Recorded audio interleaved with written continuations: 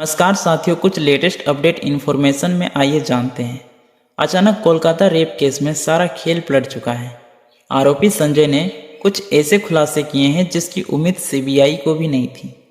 कुछ CCTV footage ने तो सबको हैरान कर दिया है। गैंग रेप वाले आरोप को लेकर भी सीबीआई ने बड़ा सिग्नल दिया है। संजय के नए बयान से 7 लोगों के साथ अब प्रिंसिपल का भी बचना मुश्किल लग रहा है, जो अब तक संजय को मोहरा बनाकर उसके पीछे छुपे हुए थे। अब असली कातिल कौन है, इसे लेकर उलझनें बढ़ती जा रही है। कुछ सीसीटीवी कैमरों ने और कुछ बयानों ने इस पूरे केस को घुमा दिया है। आज जानेंगे कि आखिर क्यों उलझता जा रहा है Kolkata rape murder case. CBI के लिए मुश्किलें क्यों बढ़ती जा रही हैं। उस रात के 4 किरदार को लेकर कई नए खुलासे हो रहे हैं। सीबीआई के सामने सबसे बड़ा सवाल यही बन गया है कि उस रात लेडी ट्रेनी डॉक्टर के साथ संजय के अलावा और कौन कौन शामिल थे। सब कुछ जानेंगे बेहद विस्तार से, लेकिन आगे बढ़ने से पहले वीडियो को स्किप मत कीजिए, नहीं तो लेटेस्ट अपडेट आपको नहीं मिल पाएगा। सीबीआई ने इस केस को सॉल्व कर लिया है, लेकिन तभी संजय ने कुछ ऐसे बयान दिए और कुछ ऐसे फुटेज सामने आए हैं जिसे लेकर पूरे केस ने ही यूटर्न मार दी है। अब मेरी बात जरा ध्यान से सुनिए। 8 अगस्त की रात को ट्रेनी महिला डॉक्टर अस्पताल के सेमिनार हॉल में सो रही थी। सुबह के 4:03 पर संजय रॉय को सेमिनार हॉल में घुसते हुए देखा गया। वो अपनी बाइक से कबीर सिंह स्टाइल में बेहद तेज रफ्तार में अस्पताल पहुंचा था। आप लोग टाइमिंग को अच्छे से नोट करते चलिए। फिर उसे 4:32 पर सेमिनार हॉल से बाहर आते देखा गया और अगले 5 मिनट में वो अस्पताल परिसर से बाहर चला गया।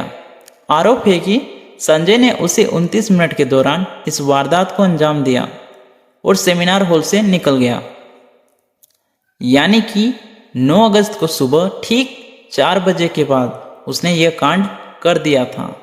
यह घटना 9 अगस्त को पुलिस के सामने आई, जब 31 साल की ट्रेनी महिला डॉक्टर का अर्धनग्न शव आरजी कर मेडिकल कॉलेज अस्पताल की 3री मंजिल पर स्थित सेमिनार हॉल में मिला।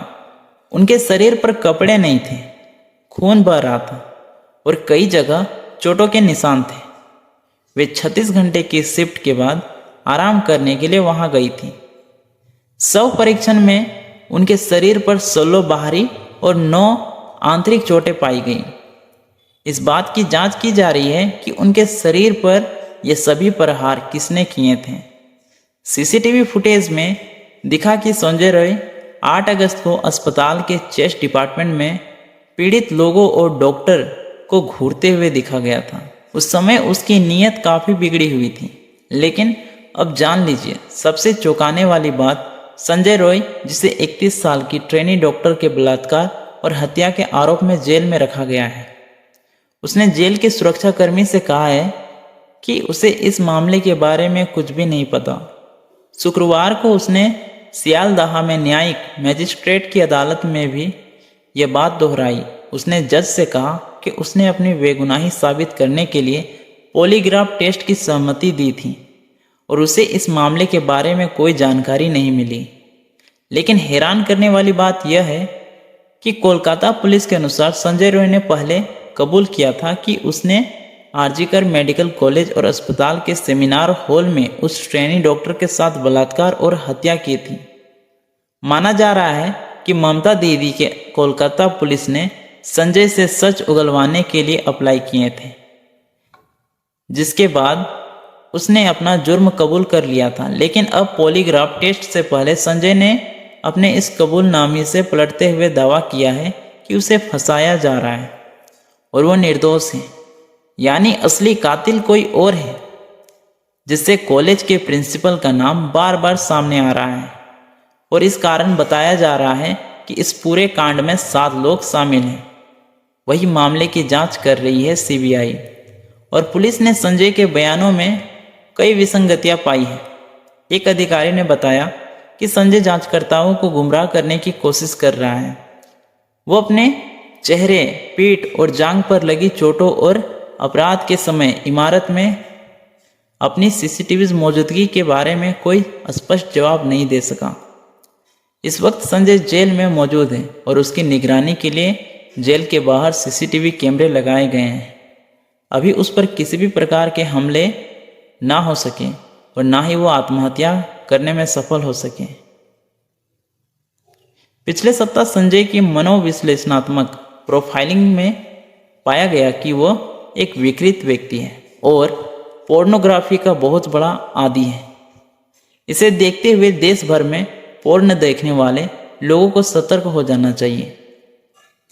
सीबीआई के एक अधिकारी ने कहा है कि उसके अंदर जानवर जैसी प्रवृत्ति है और उसने अपराध के लिए कोई पछतावा नहीं दिखाया, यानी कि एक पूर्ण आदमी को जानवर बना सकता है यदि आप पोर्न वीडियोस देखते हैं तो।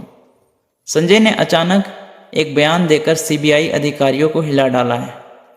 अब संजय बार बार कह रहा है कि उसने महिला को नहीं मारा, जिसके बाद यह भी सवाल उठ रहा है कि क्या उसने केवल बलात्कार किया और चला गया। अगर वह हैवानियत करके चला गया तो फिर महिला के साथ और क्या क्या हुआ और उसे किसने मारा? क्या इससे उन 7 लोगों और प्रिंसिपल का कोई संबंध है? संजय रॉय की वकील कविता सरकार ने कहा कि संजय अब पूरी तरह से जांच में सहयोग करना चाहता है और सच को सामने लाने के लिए पॉलीग्राफ टेस्ट के लिए तैयार है, यानी कि इस केस में अब बाकी आरोपी भी बच नहीं पाएंगे। वकील कविता ने आगे बताया कि जब संजय ने पॉलीग्राफ टेस्ट के लिए सहमति ली गई थी तब वो खुद वहां मौजूद थी और उन्होंने संजय को समझाया कि यह टेस्ट क्या होता है। संजय ने तब सहमति दी और कहा कि वो मानसिक रूप से बहुत दबाव में है क्योंकि उस पर झूठे आरोप लगाए गए हैं। वह चाहता है कि सच्चाई सामने आए। संजय के इस बयान से पूरे कोलकाता केस को पलट कर रख दिया है, क्योंकि अब तक जिस संजय को मोहरा बनाया जा रहा था अब वह मुंह खोलने को धीरे धीरे तैयार हो रहा है। जल्द ही रिनोवेशन साइट से जुड़े कई खुलासे होने वाले हैं। हालांकि इस मामले में एक बड़ा ट्विस्ट तब पाया जब सीबीआई ने सबूतों के आधार पर दावा किया कि संजय ही असली आरोपी है। सीबीआई ने अस्पताल की सीसीटीवी फुटेज और अन्य वैज्ञानिक सबूतों का हवाला देते हुए बताया कि 8 और 9 अगस्त को संजय को कई बार अस्पताल के अंदर और बाहर आते जाते देखा गया था। सीबीआई का दावा है कि संजय ने 9 अगस्त की रात को लेडी डॉक्टर के साथ इस जघन्य अपराध को अंजाम दिया, लेकिन इसके बावजूद अभी भी कई एंगल बाकी है जिसकी जांच होनी बाकी है। माना जा रहा है कि शुरुआत में कोलकाता पुलिस ने जिस प्रकार केस को हैंडल किया था उसे साफ हो जाता है कि संजय ही आरोपी था, लेकिन जानकारों का मानना है कि बहुत कुछ छुपाया जा रहा है।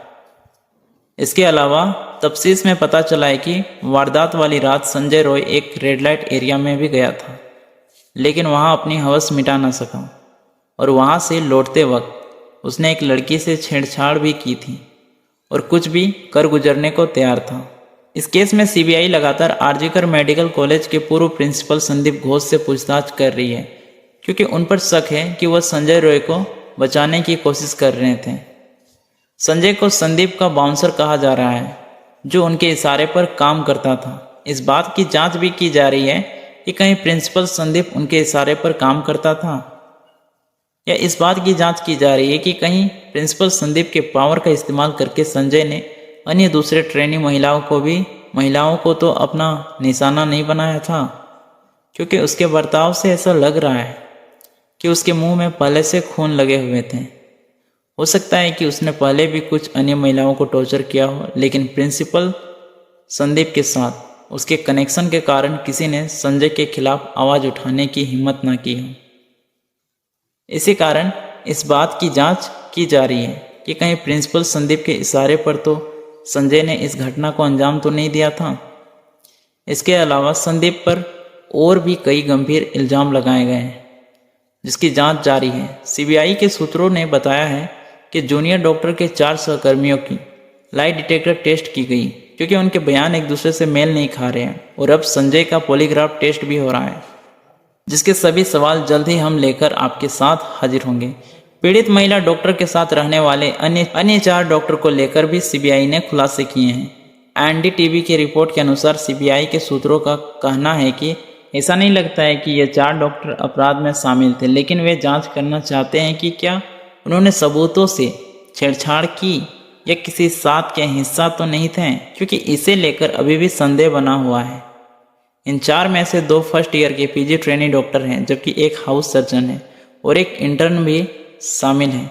कोलकाता पुलिस के अनुसार इन चारों में से एक डॉक्टर ने अगले दिन यानी 9 अगस्त को सुबह 9:30 बजे सेमिनार हॉल में पीड़िता का शव देखा और फिर अधिकारियों को सूचना दी। सीबीआई की जांच से पता चला कि इन 4 डॉक्टरों में से 2 के फिंगरप्रिंट तीसरी मंजिल के सेमिनार रूम से मिले हुए हैं, जहां शव मिला था। इसके अलावा सीसीटीवी फुटेज में हाउस सर्जन को पहली मंजिल से तीसरी मंजिल पर जाते हुए भी देखा गया। उसने बताया कि वह रात 2:04 में तीसरी मंजिल पर गया था। इधर इंटर्न ने भी कहा है कि वह तीसरी मंजिल पर था और उसने उस रात पीड़िता से बात भी की थी। सीबीआई के अनुसार महिला ट्रेनी डॉक्टर और उसके 2 साथियों ने आधी रात के आसपास खाना खाया और फिर सेमिनार रूम में ओलंपिक में नीरज चोपड़ा का भाला फेंक प्रतियोगिता देखा। रात 2 बजे के करीब दोनों सहकर्मी सोने चले गए, जबकि महिला ट्रेनी डॉक्टर सेमिनार रूम में ही रुकी रही।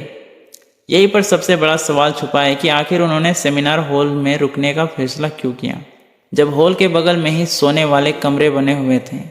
आपको बता दें कि सेमिनार हॉल, स्लीप रूम और इंटर रूम, यह तीनों कमरे तीसरे मंजिल पर पास पास स्थित थे। इंटर्न का कहना है कि उस रात वह भी इंटर्न रूम में ही था। सुबह 9:30 बजे पोस्ट ग्रेजुएट ट्रेनी डॉक्टर जिसने पिछले रात पीड़िता के साथ खाना खाया था, उसे देखने सेमिनार हॉल गया और दूर से उसका अर्धनग्न शव देखा। उसने तुरंत अपने सहकर्मियों और सेमिनार डॉक्टर को इस घटना की सूचना दी थी।